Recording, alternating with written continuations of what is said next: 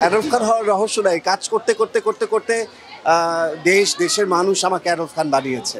আমি কাজকে অনেক ভালোবেসেছি, খুব কাজ পাগল ছিলাম। আর মানে প্রত্যেকটা জিনিস, ফ্যাশনকে ভালোবেসেছি, আমার ইন্ডাস্ট্রিকে ভালোবেসেছি, আমার প্রত্যেকটা কাজকে ভালোবেসেছি। দেশের মানুষ, আমার দর্শকের প্রতি আমি সবসময় অনেস্ট ছিলাম, ডেডিকেটেড ছিলাম, যেটার রেজাল্ট আমি এখন পাচ্ছি। নিতেই থাকে সারাক্ষণই তো কম নেয়, একটা নেয়া বা শেখা বা দেখে করা একটা জিনিস, কিন্তু চুরি করে কপি করা, চুরি করে একটা জিনিসকে নষ্ট করে ওইটা অ্যাডলফ খান সাজা, এরকম কয়েকটাই মানে ঘুরতে ফিরতে দেখা যায়। তো তাদেরকে বলবো যে আসলে ফ্যাশনটাকে ফ্যাশন রাখেন, ফ্যাশনটাকে নষ্ট করবেন না, ফ্যাশনটাকে বিকৃত করবেন না, প্রত্যেকটা জিনিসকে সুন্দরভাবে পড়ার এবং উপস্থাপন করার চেষ্টা করেন।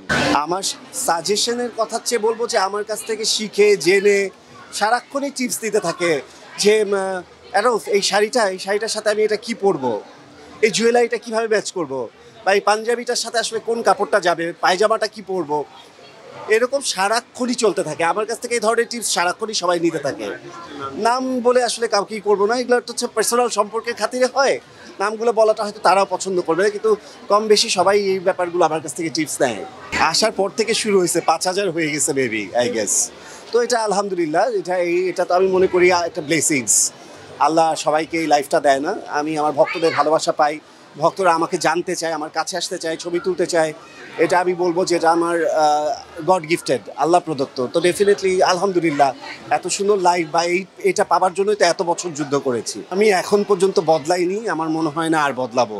আমি সবাইকে খুব আলিঙ্গন করতে, ভালোবাসতে, স্নেহ দিতে, শ্রদ্ধা করতে ভীষণ সবার আগে এগিয়ে থাকি। সো আমার কখনো এই পরিবর্তনটা আসবে না। আপনি 5 বছর পর আমি দেখবো যে আমি আপনাদেরকে বুকে বা গলায় মিলিয়ে নিয়েছি, আবার কখনো আপনি আমাকে পরিবর্তন পাবেন না, কখনো পাবেন না। সকাল থেকে বাসায় ছিলাম, রেস্ট নিয়েছি।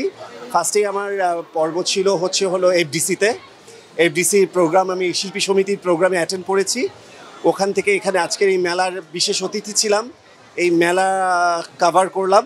এখান থেকে যাব আমি আরেকটা টিভি চ্যানেলের বর্ষপূর্তিতে, এবং সর্বশেষ রয়েছে একটি গায়ে হলুদের প্রোগ্রাম। তো অনেকগুলো প্রোগ্রাম আজকে একসাথে পড়েছে। দর্শকের উদ্দেশ্যে, দর্শকই হচ্ছে হলো ভালোবাসার উৎস, দর্শকই হচ্ছে হলো ভালো রাখে, দর্শক হচ্ছে আমার শক্তির উৎস, কাজের উৎস।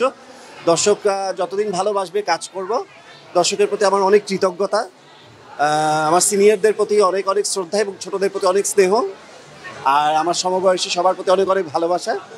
ভালোবাসবেন, কাজ ভালোবাসবেন, ভালো জিনিসকে অ্যাপ্রিসিয়েট করবেন, সবসময় ভালো জিনিসের সাথে থাকবেন, সবাইকে পজিটিভিটি ছড়াবেন, সব পজিটিভ জিনিসের সাথে থাকবেন। ভুলভাল ব্যাখ্যা, ভুলভাল জিনিসের প্রতি ছুটবেন না, মিথ্যা জিনিস আর ব্যাড কমপ্লিমেন্ট করবেন না, ফেসবুকে বাজে কমেন্টস করবেন না। ধন্যবাদ।